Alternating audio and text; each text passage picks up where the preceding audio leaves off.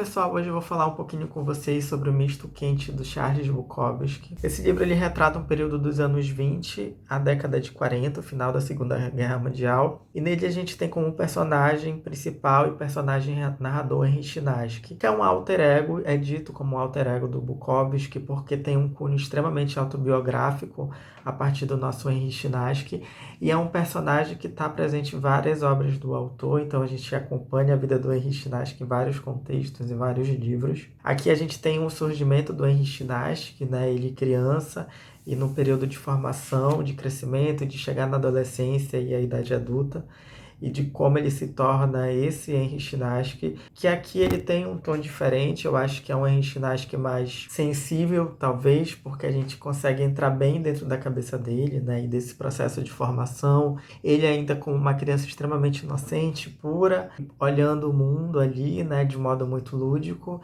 e se tornando algo muito endurecido, algo muito ríspido, degradante, talvez, algo mais transgressor, né, dentro dos moldes sociais que existiam na época e que, enfim, dessa vida americana de sucesso, algo do gênero. Então a gente tem a relação dele com o pai, que é um ex-soldado, ou vem dessa geração mais militar dos alemães, né? Porque é uma família que migra da Alemanha, vem para os Estados Unidos. E aí é um pai, sim, tem 1,90 m, é extremamente alto, extremamente violento, ele bate na mãe.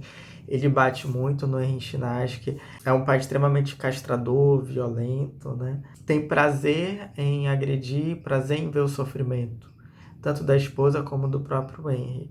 E que é um pai fracassado, né? Também.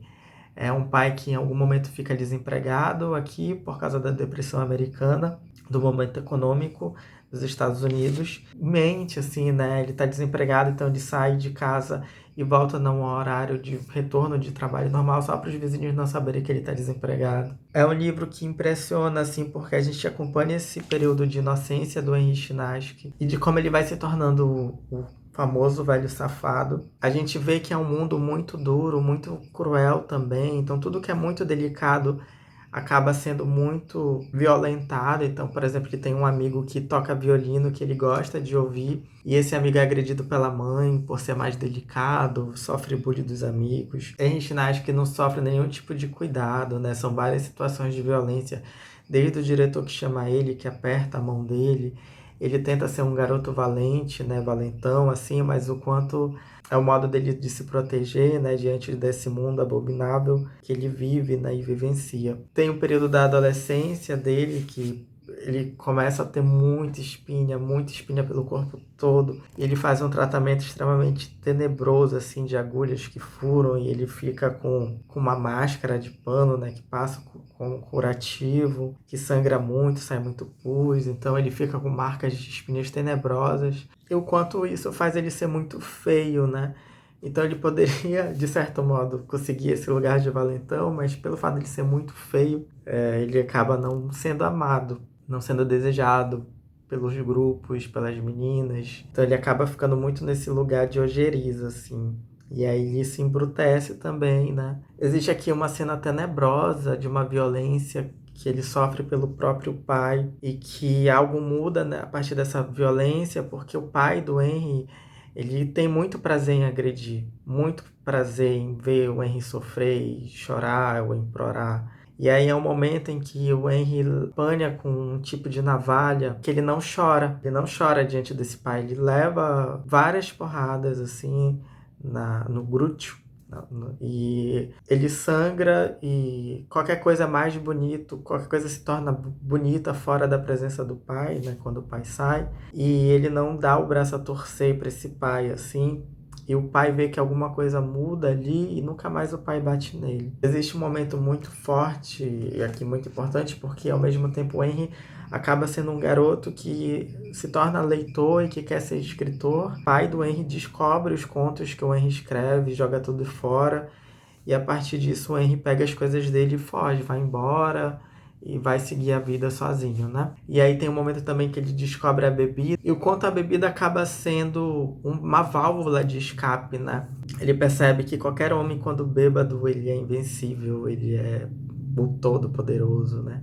E porque demorou tanto tempo para ele descobrir isso. E ele acaba sendo beberrão, assim, ele acorda para beber, ele dorme bêbado e acorda bebendo. Então a bebida acaba ficando sendo uma presença muito forte nele para ele lidar com o que ele é e com a sociedade que ele vive da melhor forma possível ou da forma melhor possível para ele. É alguém que questiona muitos moldes sociais, essa coisa do trabalhar, trabalhar, trabalhar para ser alguém, né? E o quanto você, mesmo com um trabalho, você acaba não sendo ninguém e acaba sendo muito vazio, né? Ele questiona muito esse lugar vazio que se exige e ele quer ser um marginal. Ele quer ser um vagabundo, é o que ele deseja para ele, como um modo maior de sentido, né? O Bukowski, ele era muito fã do John Fante, então o John Fante também traz muito isso, né? O quanto nos locais mais miseráveis existe muito mais profundidade do que nos lugares mais capitalistas, assim, né? Mais ricos. E aí parece aqui muito com o Henry Chinaski, Bukowski, se questiona bastante isso, se coloca muito isso em voga, né? A partir dessa transgressão, dessa subexistência, ser lavador de pratos e poder ler seus livros, assim. Então ele questiona muito esses moldes aí sociais. Eu li um TCC muito bonito chamado Tudo o que Deveríamos Fazer Era Acreditar na América. A entreguerra nos Estados Unidos, representados na obra Misto Quente, do Charles Bukowski, do Rafael Miranda Osório. O Rafael Miranda, esse é um TCC dele a partir da graduação dele em História, e é um TCC extremamente poético, que ele vai relacionando o momento da depressão americana com a narrativa aqui do Bukowski, quanto, tipo, é muito bonito, assim, é poeticamente como ele vai relacionando essa narrativa ficcional e autobiográfica com esse fato histórico, né? E o quanto o Bukowski é esse sonhador, né? Esse sujeito lírico, a partir desse declínio do capitalismo, porque é um momento de declínio capitalista, né? Por causa da depressão americana, da economia, como as coisas estão dando erradas ali. Ali diz, né, o Henry Chinaski, um garoto imigrante da Alemanha, cresce reprimido no subúrbio de Los Angeles, uma cidade em plena transformação, enquanto ele mesmo se transforma embrutecido por suas experiências. O que mais lhe afeta são seus progenitores. O pai por seu ato descabido e rigidez incontrolável, a mãe por sua cumplicidade silenciosa. Ele questiona muito esse futuro prometido, né? Do capitalismo, da sociedade americana. E ele caminha muito para o inverso disso, né? Desse futuro prometido. Chinaski caminha ao inverso desse futuro, a ideia de estabilidade, consolidar uma família e trabalhar durante toda a sua vida para acumular algum dinheiro. O apavora, né, essa realidade, em parte porque desejava ser o oposto de seu pai, que mais do que ninguém defendia estes princípios, mas também porque acreditava haver uma existência que fosse prazerosa, independentemente do conceito de dignidade que se propagava, mas o que o tornasse independente de todas essas rédeas sociais. Sua busca por uma grandeza, mesmo que venha do ócio, uma razão que o faça existir no silêncio, sem que a voz ruidosa do seu pai, do empregador, do Estado atrapalhe seu repouso inerte no seu quarto isolado. A perplexidade de condicionar a vida, pautada pela constituição de uma família, a estabilidade, o emprego e a busca pelo sucesso financeiro, são vistos como um imenso vazio de sentido. E é muito bonito, assim, enquanto o próprio autor do livro, ele venceu a sociedade a partir dessa marginalidade, né? A partir de seus 60 anos, ele se torna um autor famoso e vence na vida. Com essa verdade, assim, né? De questionamento. Quando ele ia ler poesia nos locais, ele ia bêbado e ele tinha uma geladeira assim cheia de bebidas, então ele ia bebendo, ficava porra e as pessoas adoravam ele desse jeito.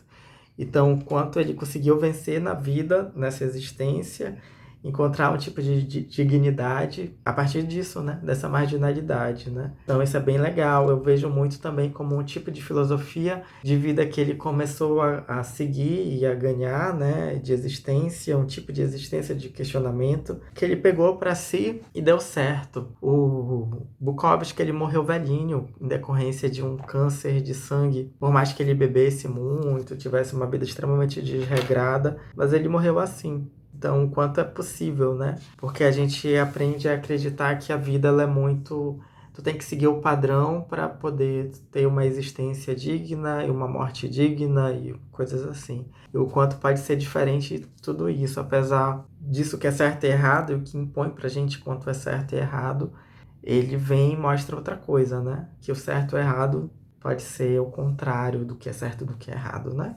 Enquanto uma vida digna e etc.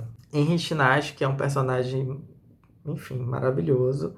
E misto quente, ele pode ser visto também como pão com mortadela, né? É uma coisa assim. E é isso, tem um linguajar que tem palavrão, tem muitas coisas assim, mas que tem muita verdade, né? Enfim, é isso. Deixo aqui a dica desse livro maravilhoso, Misto Quente, do Charles Bukowski. E é isso. Tchau, até o próximo vídeo.